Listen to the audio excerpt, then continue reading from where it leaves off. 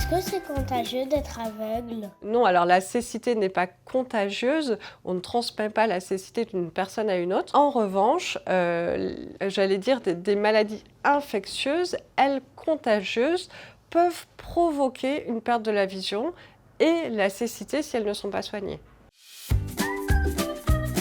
Pourquoi certaines personnes deviennent aveugles? Les différentes maladies liées à l'âge sont le glaucome, la cataracte, la DMLA, dégénérescence maculaire liée à l'âge, ou encore la rétinopathie diabétique.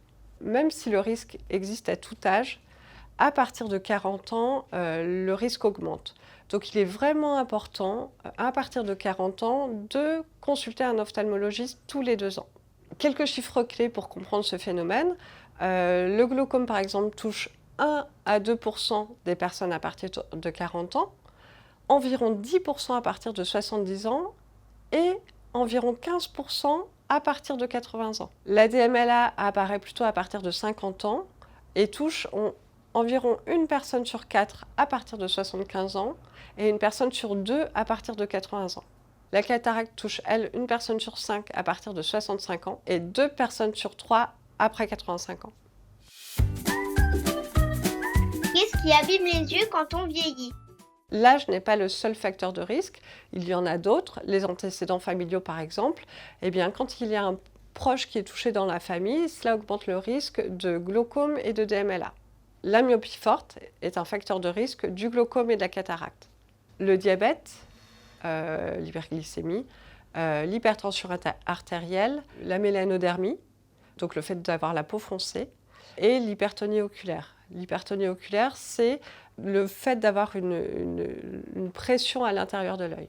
Donc dans les autres facteurs de risque, il y a aussi le tabagisme, la prise prolongée de corticoïdes, l'alimentation, une alimentation pauvre en antioxydants et riche en graisses saturées par exemple, l'exposition aux UV, où là on recommande effectivement de porter chapeau et lunettes de soleil certifiées 100% UVA, UVB. Et enfin, les traumatismes oculaires, ça peut être le bouchon de champagne ou tout autre accident lié par exemple à un événement ou une activité de type bricolage, jardinage ou sport.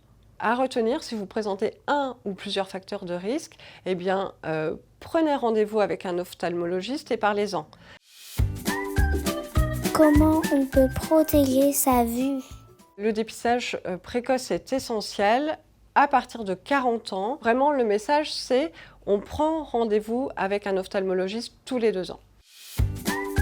Qu'est-ce que l'UNADEF fait pour protéger les yeux des gens? L'UNADEF sensibilise à ces sujets de la déficience visuelle, que ce soit le grand public, les élèves dans les écoles ou encore les professionnels en entreprise. Pour casser les idées reçues, démystifier le handicap, répondre aux questions.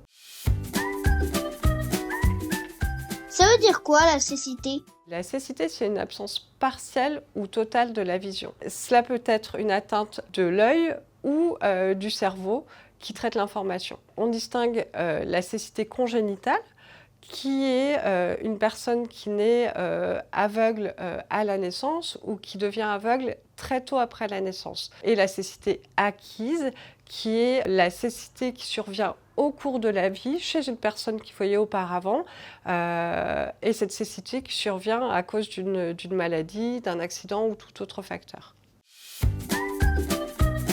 Est-ce que les personnes aveugles voient tout en noir? Alors déjà, une personne aveugle ou non-voyante, c'est une personne qui ne voit pas du tout. Alors qu'une personne malvoyante, c'est une personne qui voit un petit peu, soit des formes, des zones ou un peu floues. On pense souvent que la cécité, c'est voir tout noir, mais alors ça, c'est vraiment un préjugé, une idée reçue, c'est même souvent d'ailleurs faux. Certaines personnes voient tout noir, c'est vrai, certaines voient tout blanc, certaines voient des couleurs ou des scintillements. Bien voir, c'est adopter les bons gestes au quotidien et avoir un suivi médical régulier.